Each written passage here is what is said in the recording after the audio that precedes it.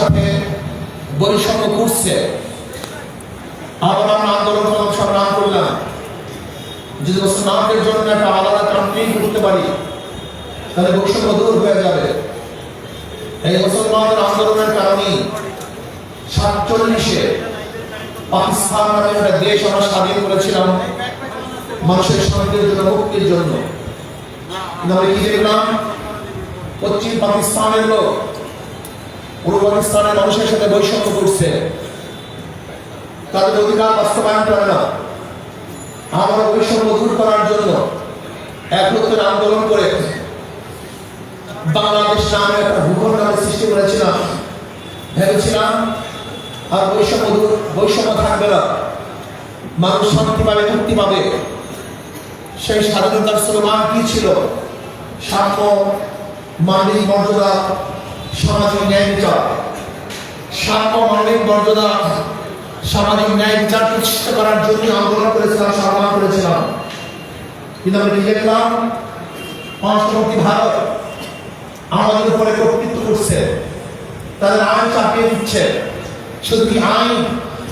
আপনারা দেখেছেন একত্রের স্বাধীনতার পরে যে 72 সংবিধান রচিত হয়েছিল, সেই সংবিধানের মধ্যে ভারতের সংবিধানের মূল চার নীতি জাতীয়তাবাদ, গণতন্ত্রবাদ, ধর্মনিরপেক্ষবাদ এবং সমাজতন্ত্রবাদ।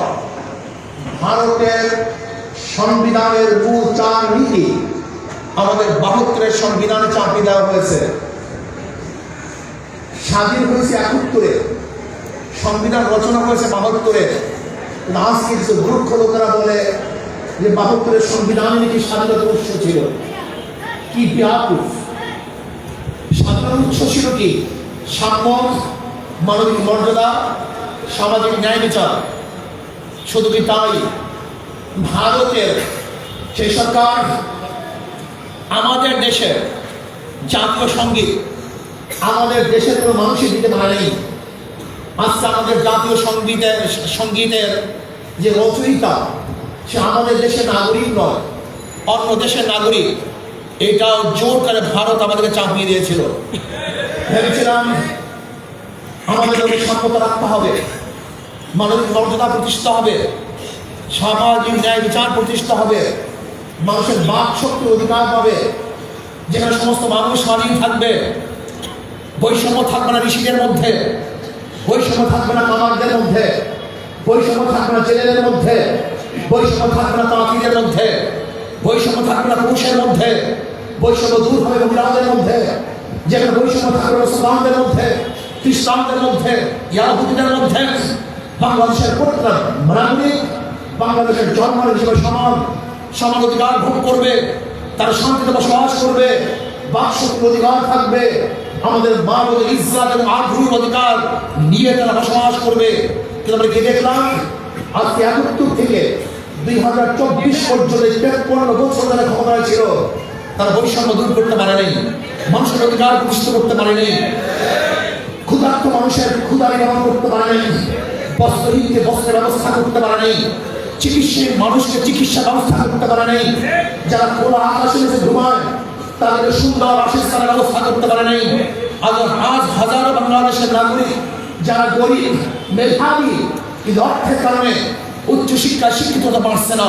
এর কারণটা কি?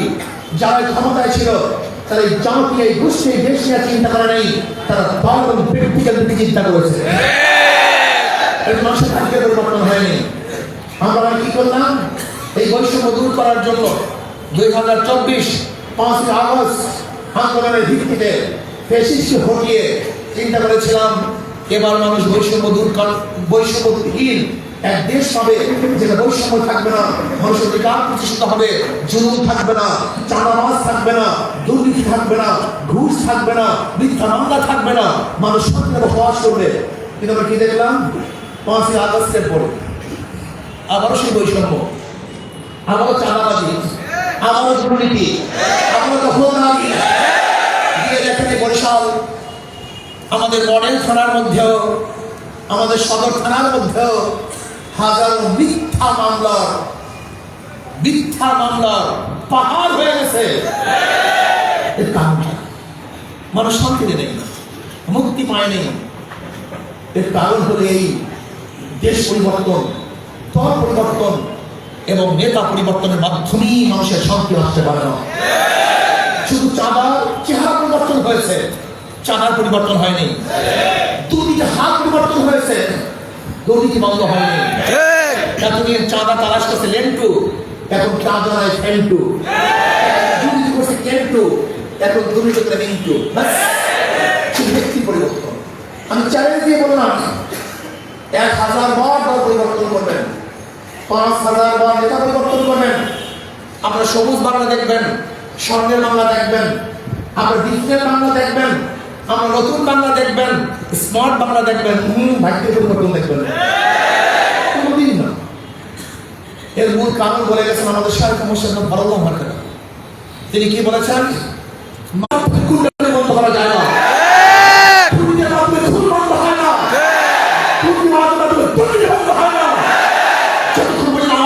নীতিবান মানুষ শাসন না হবে, যারা আল্লাহকে ভয় করবে, আল্লাহর সামনে দাঁড়িয়ে যার দাঁড়িয়ে হিসাব দেওয়ার দিনকে ভয় করবে, এরকম নেতা যদি পর্যন্ত নেতৃত্ব প্রদান না করবেন, হাজার আন্দোলন করে রক্ত দিবেন, মানুষের পরিবর্তন হবে। এর জন্য মানুষ আন্দোলন করছে। 24 আন্দোলনে মানুষ জীবন